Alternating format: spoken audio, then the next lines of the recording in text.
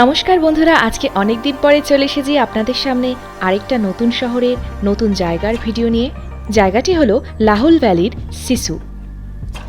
এই সিসু হলো হিমাচল প্রদেশের লাহুল উপত্যকার অবস্থিত একটি ছোট্ট শহর, যা মানালি থেকে প্রায় 40 কিলোমিটার দূরত্বে অবস্থিত।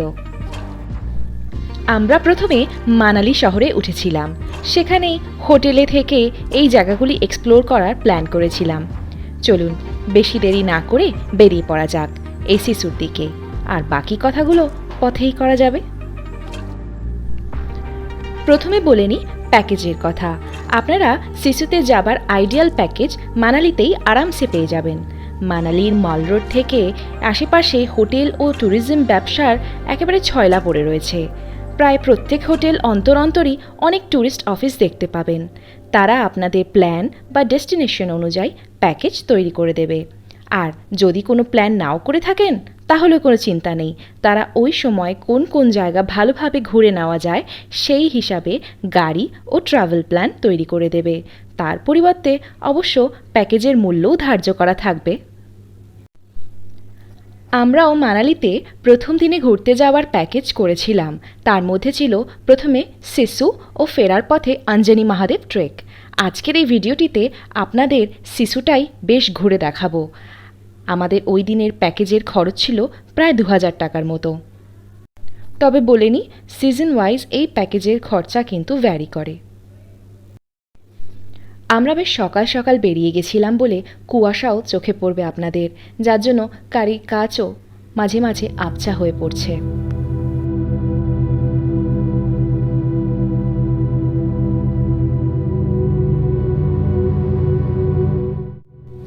আমরা এখন যাচ্ছি বিয়াস নদীর পাশ দিয়ে। এখানে জলের পরিমাণ কম দেখছেন তো, কারণ এখনও এখানে ঠান্ডা রয়েছে, তাই পাথরগুলো ভিজিবল। কিন্তু মে জুনের সময় বরফ গলে যায়, তাই জলের পরিমাণও বেড়ে যায় ও নদী প্রবাহ বেশ জোরালো হয়ে ওঠে। তখন ওই পাথরগুলোও জলের তলে চলে যায়, বা বলতে পারেন জল তাদের ঢেকে দেয়, আর নদীর খরস্রোত চোখে পড়ে। মানালিতে বরফের মধ্যে যাওয়ার আগে 3টি জিনিস আপনাদের মাথায় রাখতেই হবে। 1. বরফে যাওয়ার আগে 1 পিস স্নো স্যুট আপনারা ভাড়া করে নিতে পারেন। 2. বরফে চলার সুবিধার জন্য বুট, এটি আপনাদের জামা কাপড় ও পা ভেজা থেকে বাঁচাবে। আর 3, যেটা মাস্ট, সেটা হলো গগলস। বরফে বেশিক্ষণ থাকতে গেলে এটা সবচেয়ে জরুরি, কারণ বরফে আপনারা বেশিক্ষণ তাকিয়েই থাকতে পারবেন না। আর পোলারাইজড লেন্স হলে তো সবচেয়ে ভালো হয়।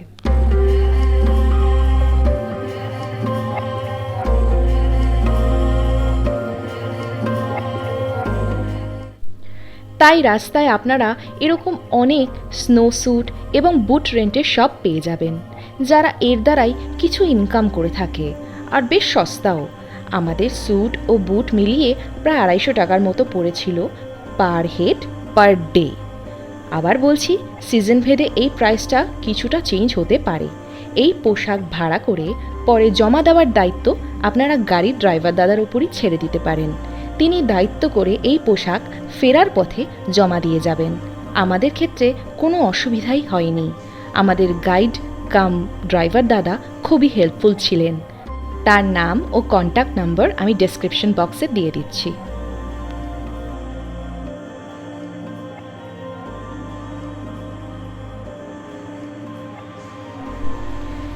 এই সূত্রে আপনাদের বলে নিই, অনেকে ডাইরেক্ট ড্রাইভারদের সাথেও যোগাযোগ করেই প্যাকেজ প্ল্যান করে ফেলেন, কিন্তু কোনো অথরাইজড ট্যুরিস্ট অফিসের থ্রু ট্রাভেল প্ল্যান করাটা বেটার, সেফার।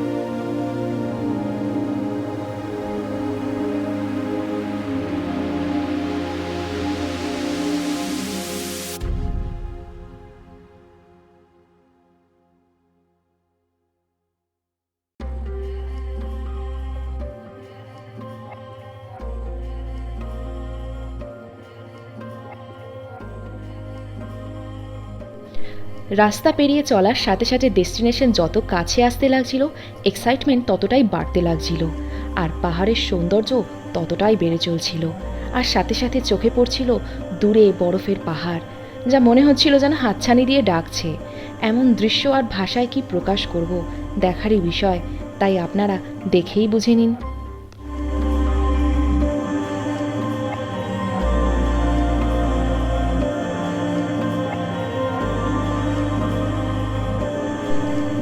মানালি থেকে সিসুর এই 40 কিলোমিটার বা প্রায় 25 মাইলের দূরত্ব অতিক্রম করতে সময় নেয় মোটামুটি 1.5 ঘন্টা, যা NH3 বা জাতীয় সড়ক 3 অটল টানেল ভায়া হয়ে যায়।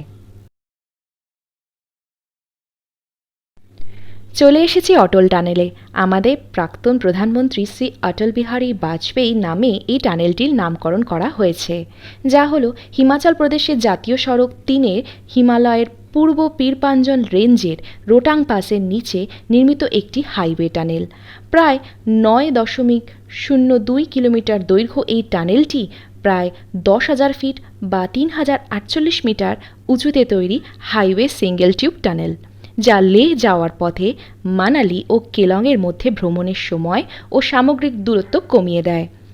আগে এদিকে আসতে 116 কিলোমিটার অতিক্রম করে যেতে হতো, যাতে প্রায় 5 থেকে 6 ঘন্টা তো লাগতই। এখন মানালি থেকে ওই টানেলের দক্ষিণ প্রান্তে পৌঁছাতে লাগে মাত্র 45 মিনিট। এই টানেলের দৌলতেই ভ্রমণের মোট দূরত্বকে 71 কিলোমিটারে নামিয়ে আনা হয়েছে, যা 2 ঘন্টার মধ্যেই কভার করা যায়। এই টানেলটি ট্রাফিক ছাড়া স্মুথলি ক্রস করতে 15 মিনিট লাগে। আর এই টানেলের মধ্যে দিয়ে চলার সময় গাড়ি থামানো যায় না, কারণ গাড়ি থামলেই মিলিটারি লোকেরা জেরাও করতে চলে আসবেন। এটা সুরক্ষা বিষয়ক একটি প্রোটোকল, যা প্রত্যেক ড্রাইভারদেরই মেনে চলতে হয়। এছাড়াও চারিদিকে রয়েছে প্রচুর সিকিউরিটি ক্যামেরা। এই টানেলটি তৈরির পিছনেও একটা ছোট্ট গল্প আছে। শ্রী অটল বিহারী বাজপেয়ী যখন প্রধানমন্ত্রী হন, তখন স্থানীয়রা তার ছোটবেলার বন্ধু অর্জুন গোপালকে এই টানেল নিয়ে কথা বলার জন্য পরামর্শ দেন। এই অর্জুন গোপাল তার 2 সঙ্গী চেরিং দর্জে ও অভয় চাঁদকে নিয়ে দিল্লিতে চলে যান। 1 বছর আলোচনার পর শ্রী বাজপেয়ীজি 2000 সালে জুন মাসে লাহোরে যান এবং ঘোষণা করেন এই টানেলটি নির্মাণের কথা। এই অটল টানেলটি রোটাং টানেল নামে আগে পরিচিত ছিল, কিন্তু 2019 সালে 25শে ডিসেম্বর শ্রী বাজপেয়ীজির জন্মদিনে প্রধানমন্ত্রী নরেন্দ্র মোদীজি এই টানেলটির নাম পরিবর্তন করে অটল টানেল নাম রাখেন। এই টানেলটি লাদাখের কৌশলগতভাবে এক গুরুত্বপূর্ণ এলাকা এবং প্রত্যন্ত লাহুল ও স্পিতি উপত্যকায় একটি সহজভাবে যোগাযোগ ব্যবস্থার মাধ্যম।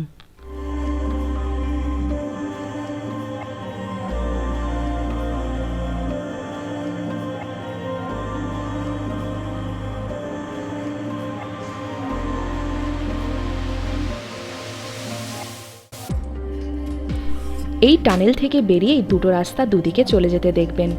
ডান দিকে পড়বে স্পিতি, যার রোটাং পাসের দিকে চলে যায়, এবং বাঁ দিকে পড়বে লাহুল, যেদিকে আমরা যাচ্ছি।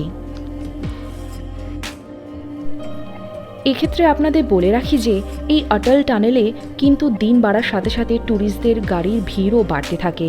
আর যেহেতু একটি সুরক্ষা হেতু মিলিটারি চেক পয়েন্ট, তাই কাজটা সময় সাপেক্ষ, তাই ট্রাফিক জ্যাম তো হবেই। ওয়েদারের দিক থেকে ভালো সময়েও এরূপ সমস্যা হতে পারে। তাই বন্ধুরা, আপনারা যারা এখানে আসার প্ল্যান করছেন, অবশ্যই সকাল সকাল বেরিয়ে পড়বেন। যতটা আগে বেরোবেন ততটাই ঝঞ্ঝাট মুক্তভাবে ঘুরতে পারবেন, আর বেশি সময় ধরেও ঘুরতে পারবেন, কারণ এই একই রাস্তা দিয়ে ফিরতেও তো হবে। তখন যে ট্রাফিক জ্যাম পাবেন না তার কি গ্যারেন্টি আছে? আমরা 7:30টার সময় বেরিয়ে গেছিলাম, আর উইদাউট এনি প্রবলেম, ট্রাফিক ছাড়া ফাঁকা ফাঁকায় 9টার মধ্যে ওইখানে পৌঁছেও গেছিলাম। আর তার দৃশ্য তো আপনারা রাস্তায় দেখতেই পাচ্ছেন।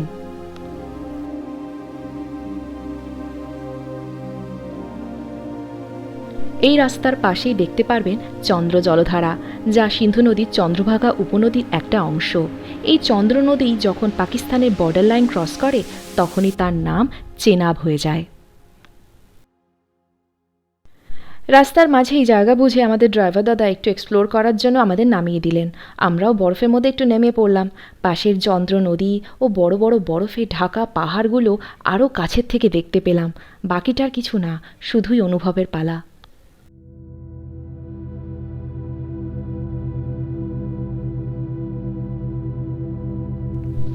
আমরা যেখানে দাঁড়িয়ে আছি সেটিও অনেকটাই জমা নদী। এই চন্দ্র নদী অনেকটা অংশ এখন জমে শক্ত বরফের আস্তরণ জড়িয়ে আছে, যার দৌলতে আমরা এতটা এগিয়ে গিয়ে চারিদিকে ঘুরে দেখতে পাচ্ছিলাম। জুন জুলাই মাসে এলে এই নদী প্রবাহ পুরোটাই রাস্তার কাছ পর্যন্ত চলে যায়। তখন এই দুরন্ত প্রবাহ আপনারা রোড সাইড থেকেই দেখতে পারবেন।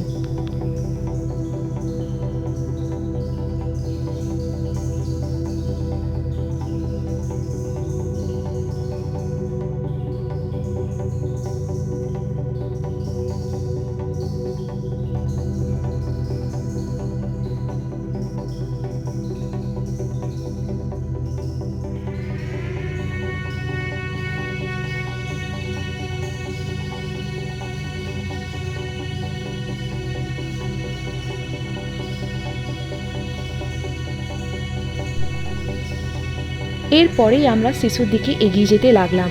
দেখতেই পাচ্ছেন যত এগিয়ে চলেছি বরফে ঢাকা পাহাড়, কিছু গাছগাছালি সব মিলিয়ে সৌন্দর্য আরও বাড়িয়ে দিচ্ছে।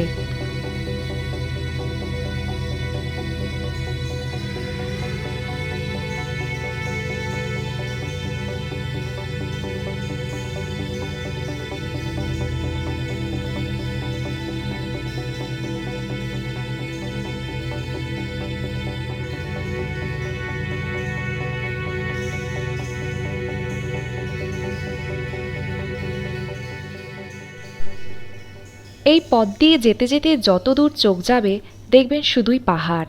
এই পাহাড়গুলোর কোনো নাম নেই, শুধু শিশু গ্রামে এই পাহাড়গুলি চারিদিক দিয়ে ঘিরে আছে।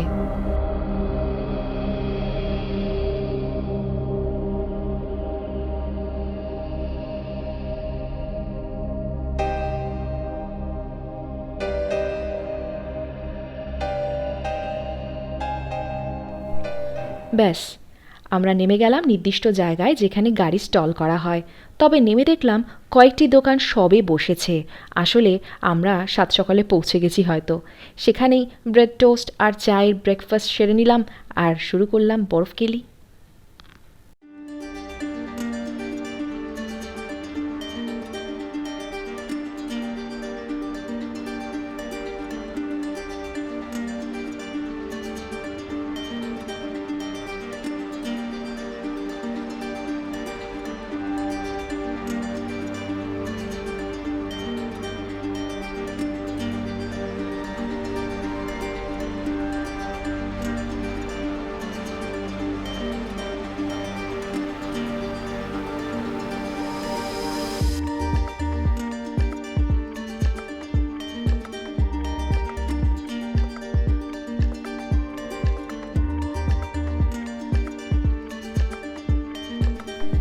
এখানে বিস্তর বরফে ঢাকা মাঠে স্কিইং করানো হয়, মাথাপিছু 500 টাকায়।